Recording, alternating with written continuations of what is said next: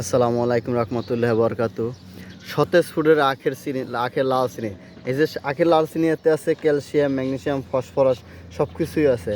আপনি এগুলো দিয়ে প্রতিদিন এক গ্লাস শরবত খেতে পারেন। এই যে রোজা তো শেষ হয়ে গেল, কিন্তু এই যে গরম পড়বে, গরমে আপনি এক গ্লাস শরবত প্রতিদিন খাইতে পারেন। এতে আপনার শরীর ক্লান্তি দূর হয়ে যাবে। কেন, এই যে ঘামে কিন্তু মানুষের একটা আয়রন যায়, ঘাম আয়রনটা শেষে যায়, আয়রনটা একমাত্র কিন্তু আপনি শরবত খাইতে আসেন বাজারের শরবতে কোনো ক্লান্তি দূর হবে না।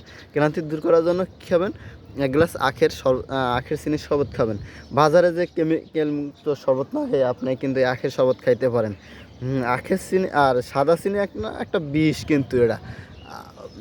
তারপরে একটা গবেষণা দেখেছে, ডাটা বেশ কী যেন মনে নাই, গবেষকের যে সে বলছে একটা সাদা চিনি একটা চিনি, এটা তো প্রসেসিং কইরা কিছু থাকে না, এটি কিন্তু বেশি বাচ্চাদের জন্য আরও ক্ষতিকর।